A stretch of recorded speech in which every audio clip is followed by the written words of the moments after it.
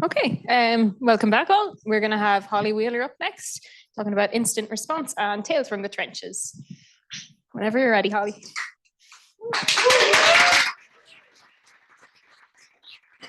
Hello, and thank you, everyone, and I appreciate you guys having me on today. I'm gonna have to get my picture updated. I see Dave found an old profile picture when I first started at Genesis, and I was looking at him like, my goodness, I've gotten old since I've started.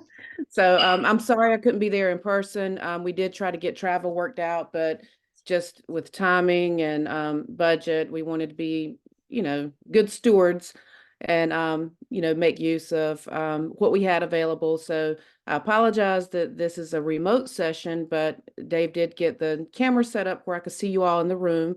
And so try to be nice, and I can see you when you're rolling your eyes at me. So nice, okay? So with that said, I know we've got a mix, mostly Genesis people in the room and people from other companies. By show of hands, how many people are not Genesis employees? Okay, well, welcome. And thank you for coming to hang out with us all today.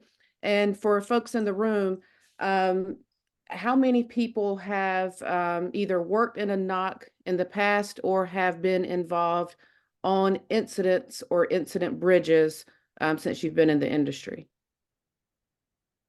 Okay, so we got a few veterans. More than 5 years, anybody? Okay, so most people. Okay. And so what do you think about some of the calls that you've been on? Any stories or any impressions? How do you feel when you're on there? Is anybody not nervous when you have those? No? Good. All right. Well, let's go ahead and do what? All good. Okay. All right. Well, I'll try not to keep you guys too long because I know you've got food and drinks and everything else on deck. And I hope this slide format is okay, because if I go into presenter mode, I won't be able to see you all. So I'd rather have a little bit of eye contact and visibility into the room, if that's okay. So just for those of you that are not with Genesis, but most of you, probably have been with Genesis or maybe came through some of the acquisitions or got hired directly in and may not know the complete history or story of how we started.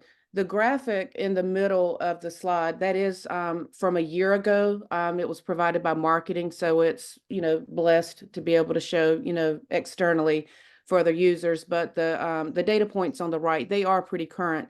I did choose the one that focused, heavily on our digital and AI services, since, most of you in the Galway office are responsible for working on some of those services.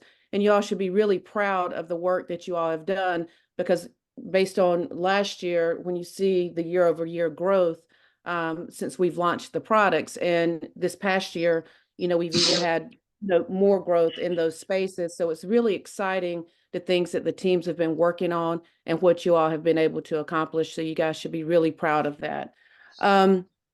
With that said, coming into Genesis and starting out on Genesis Cloud, at the time, we were one of the first cloud native solutions. When I started, I used to work at Verizon and at Cisco prior to coming to Genesis, over 20 years in the industry. And I was always in the trenches, customer service, knocks, and just crazy, crazy, crazy stories, things that went on in the workplace back in the late 90s and early 2000s would never be allowed today. So thank goodness culture has evolved in many companies, over the last, 2 decades or so. But the culture at Genesis Cloud, I do think, was unique. It's not that those cultures were necessarily bad at other places, but coming into a cloud native environment, where at the time people were probably 5 to 7 years ahead of the industry at the time, leaving from the route switch, on-site, premise managed services world, coming into this true multi-tenant SaaS environment, it was quite overwhelming. And coming into that, you kind of question, like, are we even going to be able to pull this off? Did I make the right decision to come over here? And so when I think about those feelings early on coming into that environment, I also have a lot of empathy for our customers who are also making that cloud journey, because many of our customers, especially some of the larger ones, they are a little bit slower to adopt some of the newer technologies and move into the cloud space, especially if they're coming from a prim world, managed services, that sort of thing, because they are, highly regulated industry sometimes, so, and just very rigorous processes. And oftentimes coming into this cloud space, things are not always apples to apples. So the expectation is that oftentimes they want to hear things in like route switch, idle terminology.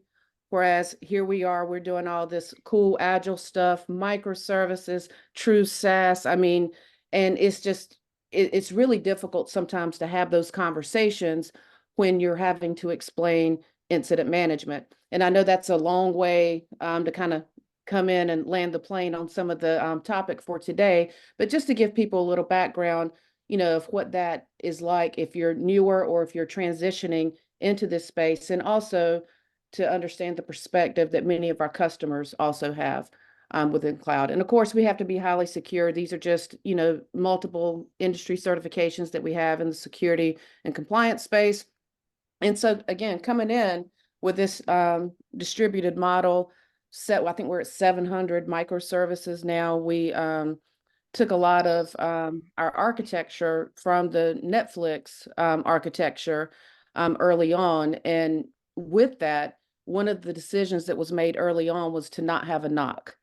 And when you've got somebody like myself coming from 20 years of running knocks, managing knocks, I mean, I really wanted to quit my job the first 6 months. And I was like, there's no way in hell this is going to work. Let me go back now before it's too late. Right. But one of the things when we are in a multi-tenant solution running critical infrastructure, critical services, time is of the essence. So a knock, in a lot of, there is a good argument, can slow things down, because with the complexity of what you guys are doing, there's no way a generalist can even understand what's going on to even know what a remedy, any type of mitigation step would be needed. And then we're just adding time to the clock to page somebody out and get the right people involved that could perform a fix action. And so service ownership has been a must to be able to survive in, a complex solution, multi-tenant, and this widely distributed model. And so with that service ownership and not having a knock and having people, if you write the code, you're responsible for break fix of the code 24/7. And of course, nobody wants to be on an incident bridge in the middle of the night. So that's why, Jennifer's talk on SRE is so critical into the planning and the preparation, so you can have self-healing, resiliency, and all of those things built into your design and your design of services. But with that service ownership model, one thing, at least at Genesis, we've tried to avoid a lot of heavy process and give teams, full control over their services and owning and having that autonomy. And in order to be able to do this, and I do think that the team and the digital and the AI spaces are really good. Sometimes we'll get RCAs emailed, out, and we're like, oh gosh, we didn't even know anything happened. And oftentimes if a customer or a user didn't report an issue, you know, you probably could let that slide and nobody would even know about it, right? So the integrity of the team, when we see those come through, and the self-reporting nature, that really speaks to the culture and the integrity of the people that we have on the team that really want to do a good job and apply lessons learned and share those learnings with the wider audience. And because everyone, or most everyone, does that and does a good job with it, those are the things that are essential so that we can, have teams, retain their autonomy, because the last thing you want to do is invite, some crappy process in, because folks weren't doing the right thing, right? And also we want, very fast resolution, on incidents if something does, happen, because if a person has to be involved at the end of the day, we've already missed SLA if it's a critical service with a 4 nines uptime commitment. less than 5 minutes of something critical that's down, we're already in a financial penalty, not for one customer, but for multiple customers in that region. And let me go ahead and slip over here. And so with that engineering culture, a lot of that does shape the customer experience. And a lot of these you guys already know, you've, been working in the industry long enough, but for our purposes today, I did want to focus on the reliability and uptime and having that high availability solution, minimal downtime, so we can have user satisfaction and trust. If you've been around Genesis, for the last year, back in Q3, we had some major stability challenges, across some of our core services on the platform. And it doesn't matter sometimes how good your processes are, sometimes your testing or your SRE rigor, incidents are going to happen. There's just no way around it. And the best thing we can do is just be prepared and try to, prevent and mitigate and prevent as much as possible on the front end. But, with that engineering culture, most customers, they'll give us some grace if, we have a pretty good track record, but when we have a string of incidents that have been repeating or, a higher frequency, it does make it pretty tough to be able to go in and have those conversations because there's just so much on the line. And like I said, things are going to happen, things are going to break. But while we don't like our incidents, I was wondering if I should use that meme or not, but I probably know a little bit about South Park, and I was talking to Cal before this. I said, I'll try not to do my Mr. Mackey voice when I do this slide. I won't do that. I'll try to be a little bit more polished today, okay? But the negative experiences, a lot of these things, they affect everybody in the company, regardless of where you work, of course. But, your service team, you guys aren't writing a check from your team's budget, right? If there's a SLA breach. The company, you play a part in the company's reputation. We all contribute in that space, but the company's kind of facing and heading that off, and then on the legal regulatory space. But I put in red here the ones that really I guess hit home the closest with the teams. And of course, your service isn't working. And then, morale kind of tanks when you're in, the fire a lot and having to do cleanup and some of the, analysis when you've already got, products and features that you need to get out the door, and the operational strain that kind of comes along when bad things do happen. I like the question to Jennifer. Somebody had asked about, I guess, SRE sometimes is viewed as a blocker to getting features. And I know it can feel that way sometimes. So we do have to balance, in the service ownership model, prioritize where our effort needs to be so we can, do what's right in the long run. And, our teams, if you work at Genesis, you can reach out to myself and some of my team members, if you are getting friction about where to prioritize your work, or, on the roadmap, if something has to fall on the floor, make sure that you communicate that up, because I think as a business, we do, agree that our priorities should be security, stability, and then features.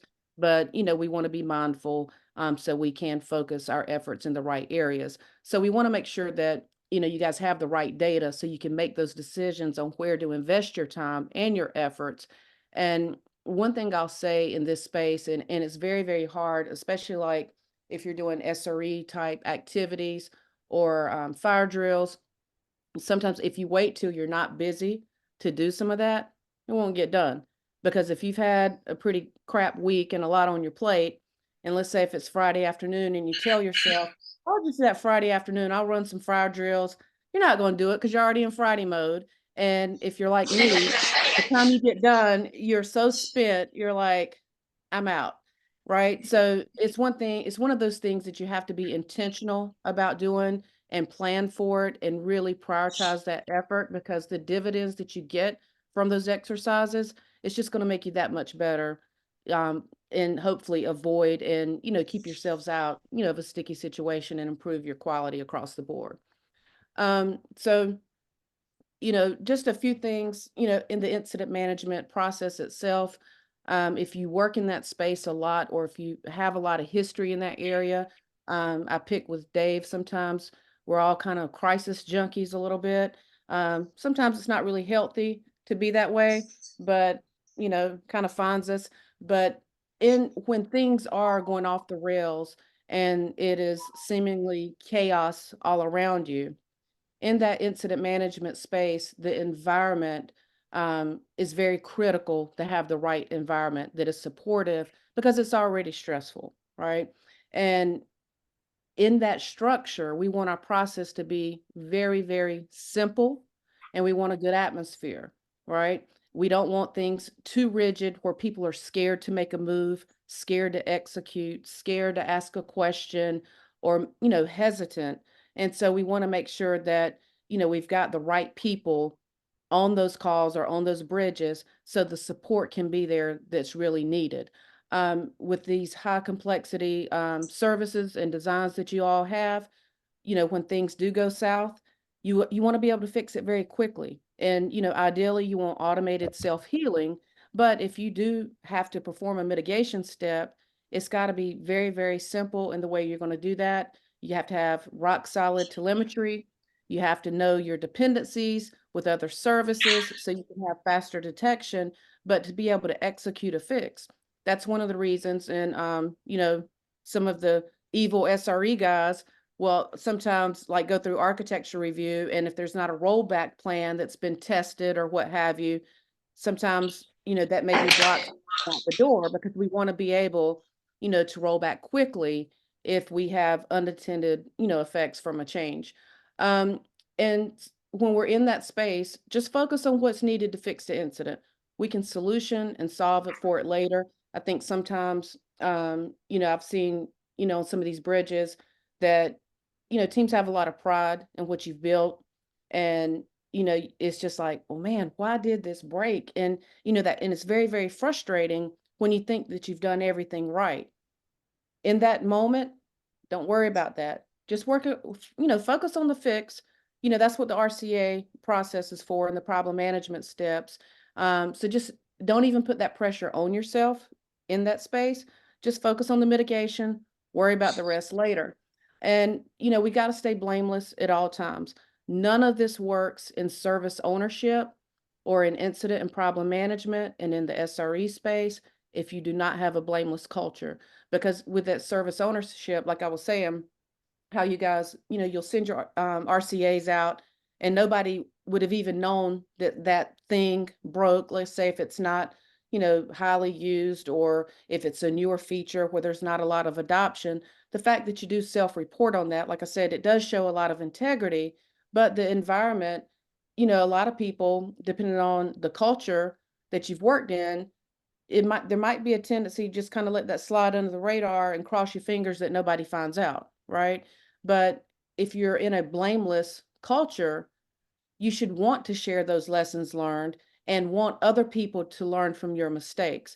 And that can be very hard to do, because when we bring our true selves to work, and you hear that a lot about being our authentic selves, and those are very positive things. But sometimes we bring some of the not so nice things about ourselves into the job. If we're, not that confident, or if we're overly anxious, or we might be highly critical, or, quick to knee jerk or what have you, we have to kind of temper those things so we can keep a blameless environment. Because when that pressure's on, sometimes it gets easy to lash out. And we want to make sure that we have a culture where we can support each other, because anybody can be in that position. And it sucks to be in the middle of an incident, but you want to make sure that you do have the support of your coworkers and your leadership team. And so with that said, on the process, it's very simple. Know about it. You got to tell somebody. Let the incident commander know. You don't have to tell the world. They'll tell the world, or tell the right people. And then you just focus on the fix. And then everything goes away. Get the RCA. We'll share their lessons learned. And we want that to be just as simple and as seamless and as effortless as possible. Any questions there? All right. I could probably talk 4 hours on this one for the war room etiquette.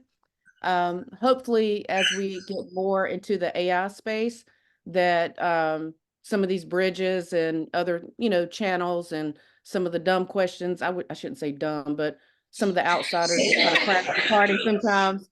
Some of that won't be needed as we get a little bit more savvy with some of the AI tools that we're starting to see used in this space.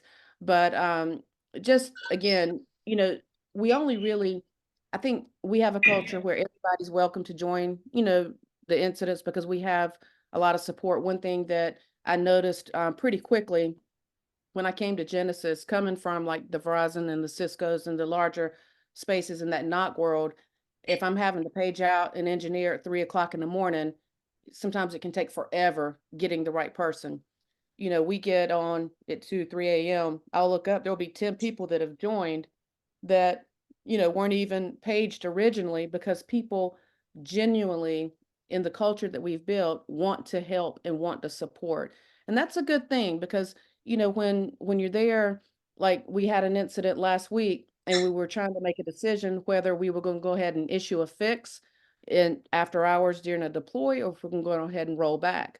And when you're in those situations, sometimes it can be pretty stressful about which path to take because you don't want to do a fix action that incurs high risk where you fix one thing and then break, 10,000 users trying to fix 100, right? And so we made the decision to deploy after hours, but having that consensus, I think we had like 21 devs on the bridge or whatever. And it's like, all right, so we're going to be unified. So if somebody questions, why didn't we do something sooner? We got 21 people that are in agreement. Right. And that's the kind of support that you want on some of those calls and some of those war rooms. And just knowing the role and respecting boundaries. If you're not involved or not part of the solution, if you have meaningful information to offer up that will help in that, that is encouraged and people should speak up. But that's also understanding the model. That's not the place where folks jump on and say, well, my customer ABC is down. And it's like, yeah, we know them and 100 more people are down right now, and it's just that type of noise. We don't need that extra stress and chaos on those troubleshooting bridges. And, sometimes, we've had to boot some folks or politely just say, hey, let's take this offline message one-on-one so we can keep that environment as stress-free as possible and keep it light so, people can speak up and really solution and problem solve in that space. It is a very nervous space to be in. I've been doing this for probably 25 years. I get nervous on everyone still, and I, double check, triple check. If I put this on status page, are we going to look stupid as a company? Or are we going to look like we're just, not paying attention or not having a sense of urgency? I don't think you ever necessarily escape that, especially when you're dealing, with critical business functions for customers. But it is nice knowing that people have your back and we're all in it together. Um, you know, like I said, ask questions, but, just make sure, timing is everything. Ask it at the appropriate, point. You don't want to interrupt troubleshooting if people are close to, solutioning something that may have already been asked or what have you. So try to take some of those conversations offline. Any questions or thoughts from people in the room on some of the incident bridges that you guys have been on, or things that work well, or things that you wish people wouldn't do? Or even if it's my team and or myself that's been on a bridge with you all on an incident, if we, botch something, you can certainly share that now. Anything? Everything's perfect? All Why is right. it called, do we need a mic man? Yeah. Mike's there. Like here, yeah, like 1 second. Question? I'm just saying it was perfect. Oh, sorry. Question, there was one question here. Is it on? No, it's just. This one here first. Oh, sorry. No, I was just going to say the first bridge you go on is always like really nerve wracking, regardless of how bad it is or how much it is your fault, or in the plain culture, it's not your fault. But after that, and especially with the kind of etiquette that exists inside those meetings, it's naturally a lot more calming. It's not people running around screaming that everyone's on fire. It's kind of relaxed, it's calm, which is kind of what you need when you're at 4 a.m. trying to figure something out. First of all, I don't like the like, why is it called war room? Like, we're not in a war actually. I But think that's just the industry name, but we can certainly, I'll change that on my slide the next time I have to do one of these, but yeah. no, I'm just kidding. I've been also in a war room before. I was totally new in the company in that moment. But I think something that I really like what you said is about people, is so when you are in a war room, to define what are the limits of what you have to do or not to do. Because at the end, your energy needs to be focused on solving the problem in that moment, or either make a decision, to know what are the impact if you make a decision A, B, or C, and so on and so on. But also that people are aware that they need to add value in this type of situation because it's under a lot of stress. And I think that's really important and crucial to have this defined whenever there's a war room needed. So yeah. No, and that's spot on. I can remember it was probably about 5 years ago. I will not say the executive's name, but I had to kick an executive off of one of our bridges. And then of course, Darren, I'm like, oh shit, I'm gonna get fired, but it was, bad, but people, we have to be very intentional about protecting that space, for the developers, because again, nobody feels good that their service was broken, right? And so we, keeping, organized chaos. I mean, you want harmony in those spaces and you want to be supported, but Genesis is a good place too, because even, with some of the things that we have had or in being blameless, and just, this is kind of not related to, a war room necessarily, but I remember when I first started, I forgot to post a maintenance window on status page. I think it was for like Kafka work early on. And we had like an hour and a half outage that we would have been covered financially had I just made that post and announced that downtime ahead. I forgot. And I was just like, I'm sorry, my bad. And then, I think it was Olivier at the time, actually. He just said, you know what? Don't worry about it. Things happen. Just don't let it happen again.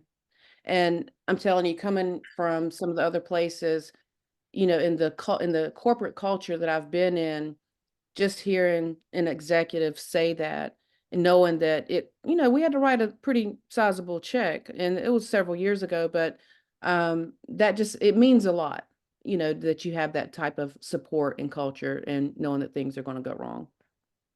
All right. And so after you get it all buttoned up and fixed, I think the RCA process and the problem management culture, I can speak to what we have at Genesis for others that don't work at Genesis. I don't know what type of problem management methodologies you guys have, but one thing that we have done that is, different from a traditional idle-based shop is everybody has skin in the game on the on the problem management functions. Other places I've worked, it's been a centralized problem management team that writes the RCAs, assigns corrective actions to team members, and does a lot of those learnings. That can't really work in our environment because, again, you can't have a generalist when you have 700 microservices. You do need the subject matter experts to engage in that space. So everybody does have skin in the game on problem management, here at Genesis. And that has been really, really cool to see how the teams come together, share the lessons learned in the weekly RCA reviews, and then using that 5 whys methodology to make sure that we're not just getting the obvious things, but some of the more nuanced things that contributed to an incident. Even just RCA in a near miss. Like, you don't see that at a lot of places, because if it, didn't take things down or didn't take customers down, most people aren't going to put the effort into looking, closer into a near miss. And so that is something that was very refreshing coming into Genesis Cloud to be able to see that in action. And just more on the 5 whys methodology, I pick on Cal. And I did this at Create, but how many of you have worked with Cal Patel on our SRE before in the room? Okay.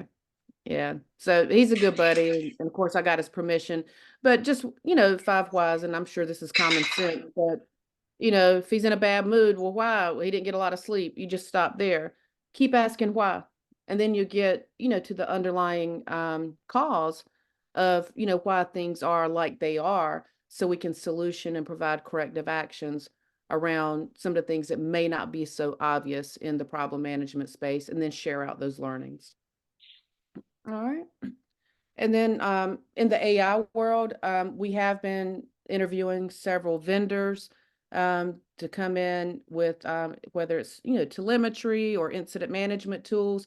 And our SREs have been sitting in on a lot of those product demos. There's still a lot of skepticism right now on some of the AI offerings that we're seeing, because it's still very immature in the SRE space, and there's still a lot of work to go there. But where we have seen immediate value, the knowledge and the training, just, you know, with the summarization that's available, so we can collect status information, get that distributed out. We're getting ready to do some add-ons in our within Genesis, so we can help with those you know, status updates into the field to summarize it, so we can, you know, stop being asked the same question over and over and over, and be able to get more detailed. And we've been loading our RCAs into a repo, so we can, you know, get, you know, summaries on that using AI. So we've been tinkering around with that, so we can help with some of the knowledge management training, especially for those outside of development, to be able to translate complex information to make it more consumable for our end users. You know, there are a few companies that are making a lot of headway into some of the automated remediation and the detection and alerting, but still, it's still pretty immature. So there's a, you know, they've got a ways to go in that space, but we're excited to see where the industry is going. And it'll be really, really cool once, you know, things do get a little bit more mature, and hopefully give people some time back, especially like even now with the root cause analysis, just to be able to help write some of these RCAs. I mean, you guys know, if you've ever had to write one, they take hours and hours to write sometimes. And that can be pretty challenging when you've had a long day, you know, going back to your screen just to even put together a timeline. So to be able to have some of that summarized and done for you, I think we'll see some pretty quick relief and being able to help the devs in that area. And so I'll go ahead and close with this, because I already got my warning, but I was about done anyway. So Epictetus was a Greek Stoic philosopher, early century, like around 50 AD. And there were 3 quotes that I found, and most of you have already heard that it's not what happens to you, it's how you react to it, right? And then, you know, of course, you know, we're not disturbed by things, but the view that we take of them. So we've got lessons learned and learnings that we can apply and shaping our mindset within the incident management space. But from a career standpoint, when you work at a larger company, sometimes it's hard to get visibility. And you may think if your service is broken and you've sent out this RCA, it may feel like a lot of that's negative, and you can have some, you know, self-doubt, may not be as confident or whatever, but those actually are opportunities to shine. When we're on some of these incident bridges, we expect people that are newer, or if you're more junior, you know, to the team and just learning some of that, you know, we're already paging out other resources to help, because that's expected. That's okay. That's how you learn. You won't learn until you get in the hot seat, right? You know, growth that, you know, is only comes from being uncomfortable. But if you can go in and prepare for these moments, if you got a good playbook, you know your service inside and out, you know how to do that fix, you know what the dependencies are, you know the behavior of that service under load, you've paid attention to what the QA, you know, results were in tests before this feature got released. So you kind of know where some of those vulnerabilities are. There's really an opportunity to shine, because on some of these incident bridges, you've got executives on there that you may not see on a daily basis or even talk to. And when you've got the helm and you're taking control and you're leading in a very critical situation, trust and believe you get remembered in a positive way for that. And it really stands out, because you do have people outside of your, you know, your normal, you know, folks that you work with every day, sometimes that are engaged on these incidents. So, it's not always a bad thing. And I'm not saying that you want to get more visibility, get a promotion, go break something and knock it out of the but take advantage of those moments, because one thing I have learned like throughout my career, sometimes doing the things that nobody else wants to do, it'll keep you employed a long time and you add value to a team. And also being a go-to person in a critical situation, it's really a good way to show your leadership outside of the technical space where you're writing quality code and, and you've got, product quality getting shipped and you're working well with your teammates. It does it allows you to showcase a different dimension of your talent. So don't shy away from it and just prepare. And if you're in the moment when that happens, look at it as a good opportunity to get some visibility in a positive way. It's not always negative. And with that said, that's all I had today. And thank you for having me. I'll take any questions.